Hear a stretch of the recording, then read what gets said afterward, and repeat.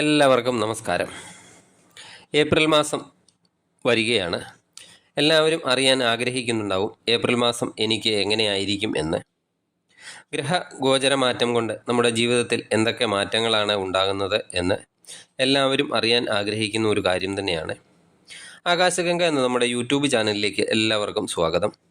ഈ വീഡിയോയിൽ നമ്മൾ ഇടവൻ രാശിയിൽ വരുന്ന കാർത്തികയുടെ അവസാനത്തെ മുക്കാൽ ഭാഗം, രോഹിണി മകയിരത്തിൻ്റെ ആദ്യത്തെ പകുതി വരുന്ന നക്ഷത്രക്കാർക്ക് അവർക്ക് ഈ മാസം ഉണ്ടാകുന്ന ഗ്രഹ ഗോചര ഫലത്തെ പറ്റിയാണ് ചിന്തിക്കുന്നത്. ഏപ്രിൽ മാസം നിങ്ങളുടെ തൊഴിൽ ജീവിതം എങ്ങനെയായിരിക്കും, അതുപോലെ നിങ്ങളുടെ സാമ്പത്തിക നിലവാരം എങ്ങനെയായിരിക്കും, കുട്ടികളുടെയൊക്കെ വിദ്യാഭ്യാസം എങ്ങനെയായിരിക്കും, ലവ് റിലേഷൻഷിപ്പൊക്കെ എങ്ങനെയായിരിക്കും, അതുപോലെ കുടുംബജീവിതം ഒക്കെ എങ്ങനെ ആയിരിക്കും, ബിസിനസ്സൊക്കെ ഏത് രീതിയിൽ മുന്നോട്ട് പോകുന്നതായിരിക്കും, അതുപോലെ ആരോഗ്യപരമായി നിങ്ങളുടെ അവസ്ഥയൊക്കെ ഈ ഏപ്രിൽ മാസം എങ്ങനെയായിരിക്കും എന്നതിനെ കുറിച്ചൊക്കെ ഉള്ള ഒരു അവലോകനമാണ് ഈ വീഡിയോയിലൂടെ പറയുന്നത്. വീഡിയോയുടെ അവസാനം ജ്യോതിഷപ്രകാരമുള്ള പരിഹാര മാർഗങ്ങളും പറയുന്നതാണ്. അതിനാൽ വീഡിയോ മുഴുവനായും കാണാൻ ശ്രമിക്കുക. ഈ ഫലം പറയുന്നത് ഏപ്രിലിലെ ഗ്രഹ ഗോചര ഫലമായി എൻ്റെ ജീവിതത്തിൽ ഇങ്ങനെയൊക്കെ സംഭവിക്കാം എന്ന കാര്യത്തെപ്പറ്റി ഒരു മുൻകരുതൽ എടുക്കാൻ വേണ്ടി മാത്രമാണ്, അല്ലാതെ ആരെയും ഭയപ്പെടുത്താനോ മറ്റുമല്ല. അതുപോലെ ഈ ഫലങ്ങൾ പൊതുവായി വരുന്ന കാര്യങ്ങളാണ്, അല്ലാതെ ആരുടെയും വ്യക്തിപരമായ ജാതക വിവരണങ്ങൾ അല്ല. ഇടവൻ രാശിക്കാരുടെ തൊഴിൽ സ്ഥിതി എങ്ങനെയായിരിക്കും എന്ന് നോക്കാം. 10ാം ഭാവാധിപനായ ശനി 10ാം ഭാവത്തിൽ തന്നെ നിൽക്കുകയാണ്. അതിൻ്റെ കൂടെ ശനിയുടെ കൂടെ തന്നെ കുജനുമുണ്ട്. ശനി കുജയോഗം അത്ര ഒരു നല്ല അതല്ല, എങ്കിലും മെഡിക്കൽ ഫീൽഡിലെ ഡോക്ടേഴ്സ് ഇവർക്കൊക്കെ നല്ല സമയമാണ്. അതുപോലെ ടൂർ ആൻഡ് ട്രാവൽ മേഖലയിലൊക്കെ ജോലി ചെയ്യുന്നവർക്ക് ഈ മാസം നല്ല സമയമാണ്. അതുപോലെ കൺസ്ട്രക്ഷൻ ഫീൽഡിലുള്ളവർക്കും, അതുപോലെ ലോഹം കൊണ്ടുള്ള എന്തെങ്കിലും തരത്തിലുള്ള ജോലിയൊക്കെ ചെയ്യുന്നവർക്ക് ഏപ്രിൽ മാസം നല്ല സമയമാണ്. അതുപോലെ ഭൂമി സംബന്ധമായ ക്രയവിക്രയങ്ങളൊക്കെ ചെയ്യുന്നവർക്ക് അനുകൂല സമയമാണ്. അതുപോലെ IT, എൻജിനീയറിങ്, ഏതുതരം എൻജിനീയറിങ് ആയാലും ഈ മേഖലയിലുള്ള ഒക്കെ പ്രവർത്തിക്കുന്നവർക്ക് നല്ല സമയം തന്നെയാണ്. ശനി കുജയോഗം ജോലി ചെയ്യുന്നതിന് മനസ്സിനെ കൂടുതലൊക്കെ ഒരു ആക്ടിവേറ്റാക്കി നിർത്തുന്നതാണ്.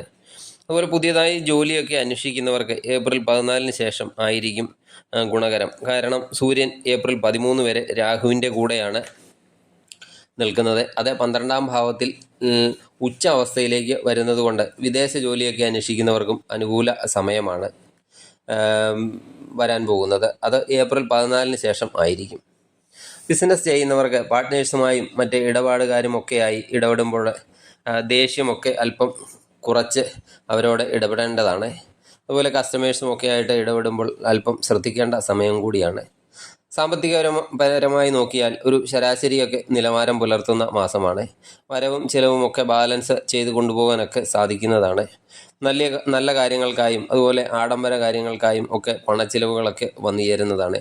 അതുപോലെ യാത്രയിലൊക്കെ പണം നഷ്ടപ്പെടാൻ സാധ്യതയുള്ളതിനാൽ അതും അല്പം ശ്രദ്ധിക്കണം. അതുപോലെ ഗ്രഹോപകരണങ്ങൾക്കൊക്കെ എന്തെങ്കിലും തരത്തിലുള്ള റിപ്പയറിങ്ങും ഒക്കെ വേണ്ടിയിട്ട് ചിലവുകളൊക്കെ ഈ മാസം ഉണ്ടാകുന്നതാണ്. വിദ്യാർത്ഥികളെ പറ്റി നോക്കുകയാണെങ്കിൽ വിദ്യാർത്ഥികൾക്ക് പഠനത്തിനൊക്കെ നല്ല സമയമാണെങ്കിലും 5ാം ഭാവത്തിലെ കേതുവിൻ്റെ സ്ഥിതി വിദ്യാർത്ഥികളെ സംബന്ധിച്ചിടത്തോളം പഠനത്തിൽ ഒരു തരത്തിലുള്ള കൺഫ്യൂഷനൊക്കെ ഉണ്ടാക്കാൻ സാധ്യതയുണ്ട്. പഠനത്തിൽ ഒരു തൃപ്തി അവരെ സംബന്ധിച്ചുണ്ടാകാൻ സാധ്യത കുറവാണ്. ഒരു പ്രാവശ്യമൊക്കെ പരാജയപ്പെട്ട് വീണ്ടും പരീക്ഷയൊക്കെ എഴുതുന്നവരാണെങ്കിൽ അവരെ സംബന്ധിച്ച് അനുകൂല സമയമാണ്. കാരണം ബുധൻ്റെ വക്ര സ്ഥിതി അതിനൊക്കെ അനുകൂലമാണ്. വിദേശ പഠനത്തിനൊക്കെ ശ്രമിക്കുന്നവർക്ക് 13ാം തീയതിക്ക് ശേഷമായിരിക്കും കൂടുതൽ അനുകൂലമായ സമയം വന്നു ചേരുന്നത്. ഇനി ലവ് റിലേഷൻഷിപ്പൊക്കെ ഉള്ളവർക്ക് കേതു 5ാം ഭാവത്തിലൊക്കെ ഉള്ളതുകൊണ്ട് അവർ തമ്മിൽ എന്തെങ്കിലും തരത്തിലുള്ള ഒരു മിസ്അണ്ടർസ്റ്റാൻഡിംഗ് ഒക്കെ ഉണ്ടാകുന്നതാണ്. കുജനും 5ലേക്കൊക്കെ ദൃഷ്ടി ചെയ്യുന്നുണ്ട്. അതിനാൽ ആരെയാണോ സ്നേഹിക്കുന്നത് അവരുടെ മേൽ ദേഷ്യവും സ്വാർത്ഥതയും ഒക്കെ ഉണ്ടാകാനുള്ള സാധ്യതയുണ്ട്. ചെറിയ ചെറിയ കാര്യങ്ങൾക്ക് പോലും പൊട്ടിത്തെറികളൊക്കെ ഉണ്ടാകാം. അതുപോലെ നിരാശയൊക്കെ ഉണ്ടാകുന്നതാണ്.